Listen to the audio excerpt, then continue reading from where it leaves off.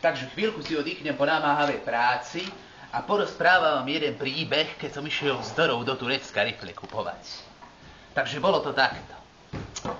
Idem po ulici, pozriem na tabuľu, počkajte, mám ju tu. Toto je gašta. Takto na tabuľu, že vraj organizujú zájazd do Istanbulu. No išiel som za Dorou. Dora, zbaľ si vrecka, ideme do Turecka. No išli sme s Dorou do Turecka rifle kupovať. Rifle boli dobré, pasovali v drieku, iba som sa musel pustiť do veľkého náreku. Zims bol pridrhnutý, tak som mykol trošku a v tom mi chytilo na krasliciach košku. Kričal som od bôľu, ľudia, oni, že čo mu je? No, keď mám mesiar, svinu vymyškuje.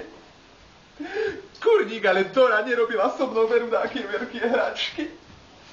Vytiahla spod cukní kombinačky.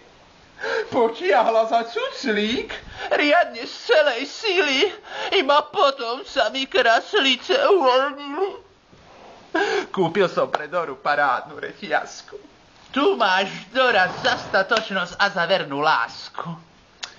No kto vie, čo sa zvrtlo v tej slepačej hlave? Tá by vraj pristala, Ďuro môj, ale našej krave. Ak ma chceš potešiť, Ďurko môj milý, kúmi radšej hrable, kosák, lebo vily. No ľudia, čo sa toho týka, vezmite do sveta hlúpyho lazníka.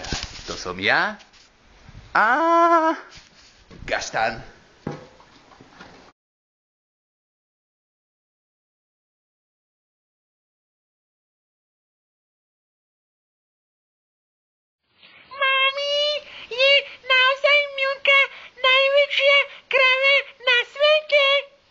Áno, lebo dobré mliečko dáva do Švajčiarska a tebe nekúpi ani tú pojebanú čokoládu. Pink! Zubná pasta Blendamet, potiahneš vľavo, vpravo a zuby sa het. Pink! A je po reklame. Príjemný a krásny deň. Ahoj!